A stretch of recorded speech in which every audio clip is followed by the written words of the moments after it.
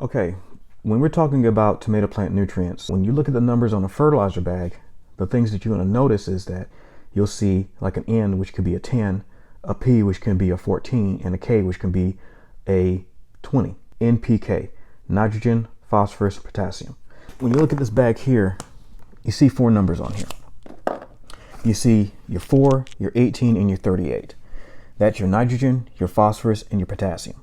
There's also 13 other elements in that bag too, which would be we already know your nitrogen, potassium, and phosphorus, but also you got your zinc, you got your molybdenum, you got your magnesium, your sulfur, you also have your calcium, you also have your strontium, and such, and so on and so on and so forth, and boron. So then I started reading books by C. Agri, and shout out to C. Agri for the C90 and also for Dr. Maynard Murray, who rest in peace, as he actually began to research and began to understand the importance of using sea minerals in tomato plant growth. But not only tomato plants, but anything that you grow.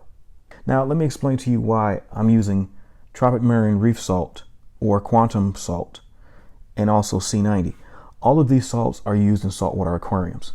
C90 actually comes naturally from the ocean. It's not altered, it's not modified, it's naturally taken from the ocean. The water itself is naturally evaporated, so what is left behind? Basically all the elements are on the periodic table in perfect balance.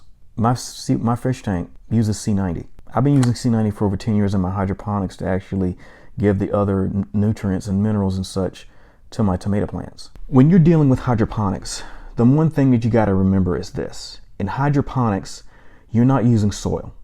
You're doing what is called soilless gardening. And in soilless gardening, you're using a mixture of what we would call coco coir or perlite or vermiculite or rock wool cubes, anything that does not contain soil.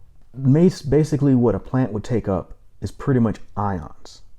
And these ions would be your calcium, your nitrogen, your phosphorus, your potassium. Each ion could be a cation, which is a positively charged ion, or an anion, which could be a negatively charged ion. That is something vital to remember.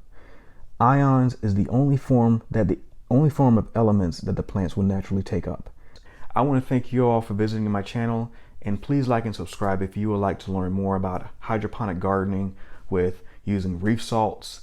Thank you all so very, very much, and remember, if it can grow a coral, it can grow a plant. Take care of yourselves. God bless.